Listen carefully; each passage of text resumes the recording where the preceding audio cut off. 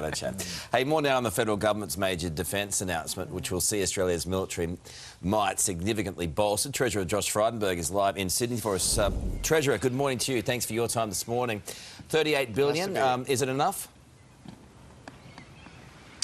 Well, obviously, it's an important and significant amount of money, but it's not the first nor the last contribution we'll be making to defence spending. And we'll obviously have even further announcements in the budget in just a few weeks' time, Karl. But we're lifting the size of our defence workforce by more than 18,000, taking it over 100,000 people at a cost of nearly $40 billion. And this is on top of the additional spending that we've done on the latest weapons systems and our major defence capability plan with new ships, new aircraft. And it does reflect the pretty uncertain and dangerous international environment that Australia now faces. Well, it is all about tackling this uncertainty and perhaps flexing a bit of Australian might here as well on the international scale, Treasurer. But do we really think that this is going to have an impact on China? Will they really be shaking in their boots following this announcement? Well, this is about Australia ensuring that we have the access to technology, that we have the access to defence equipment, and that we have the sufficient number of defence personnel to protect and advance our national interest. Now, Australia is just 26 million people. China, as you say, is a country of 1.3 billion people. But what we need to do is partner with our allies and friends, and that's why we're not just investing in hardware, we're also investing in the partnerships, the relationships, like through the AUKUS arrangement with the United States and the United Kingdom, like the Quad arrangement with Japan, with India and the United States, all of which put Australia at the top table with an ability to influence outcomes, to swap notes, and in the case of AUKUS, to exchange and access the best technology available. The Treasurer, I think the point that Sarah makes is a good one. Xi Jinping is not going to be quaking in his boots, and he's not going to be worried about nuclear subs that are going to be built in 20 years. We've seen what's happened in Ukraine. No one's done anything about Russia. Everything that they're doing from a diplomatic point of view is not working. So how is this going to make any difference to how we're viewed worldwide?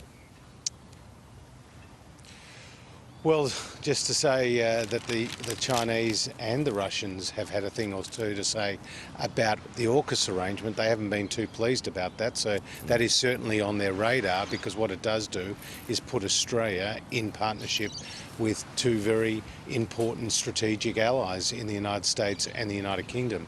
With respect to Russia, Karl, I do think the international efforts are having an impact. The Russian currency, the ruble, is in free fall. The stock market has closed. The Russian central bank can't access their $600 billion of foreign reserves, and the pressure is being put not just by governments but also businesses. Google, Apple are withdrawing services. The big oil and energy companies are withdrawing their partnerships with Russian counterparts.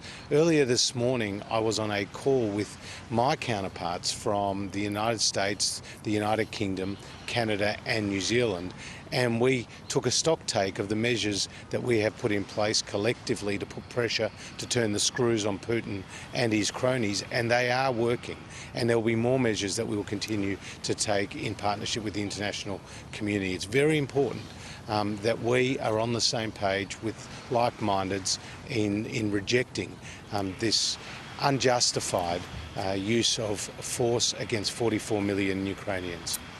Well, certainly the world's in agreement about this awful war and wanting it to stop. It's just about making it happen. Well, the bombs are still coming. I mean, they blew up a hospital, babies and women. There's just no caregiving at all to those poor civilians. Now, let's just come back home, Treasurer, and I want to read you this tweet from local MP Justine Elliott, who says Scott Morrison has announced that Ballina, Byron and Tweed Shire residents will not be able to access the federal government's additional disaster payments. How is it that Ballina misses out, but locals in Lismore, 30 minutes away, don't? There's obviously seething anger out there, Treasurer, as you well know. Just how has this decision, how did this come about, and why are some towns excluded?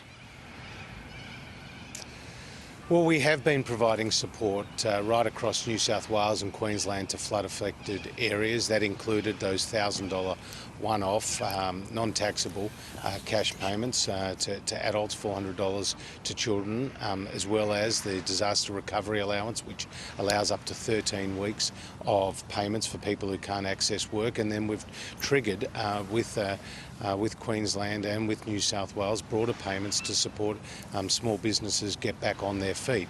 We know that in the area of Lismore it's been a catastrophic event, and the damage that we've seen there is greater than what we've seen in other parts of the country due to floods. So what we did is we sat down with the experts. They gave us the facts on the ground. We made the announcements yesterday, not just additional monetary support for households, but also support for businesses, mental health support, legal assistance, childcare support. But Treasurer, just those childcare centres are closed. I'm sorry to interrupt, we're running out of time, but if you're saying to someone in Lismore who lost their house, you get an additional payment, but someone in Ballina who lost their house doesn't get that payment, it's just weird. But we're going to continue to take the advice from the agencies about those most affected areas. But what we did do before announcing this, Karl, is we did sit down with the experts who had a good understanding of what is happening on the ground. This is not the first nor the last payment that we'll be making to support people in need in these flood-affected areas. As you know, we've got thousands of Defence Force personnel who are on the ground helping right now, and my thoughts are with obviously those families and businesses that have been impacted, but also a very big thanks to our selfless volunteers in the SES as well as our Defence Force who are helping people in need. All right. Treasurer, good to talk to you today. There's lots on and there's lots still to come. Thank you, Appreciate Karl. your time. Thanks, Treasurer.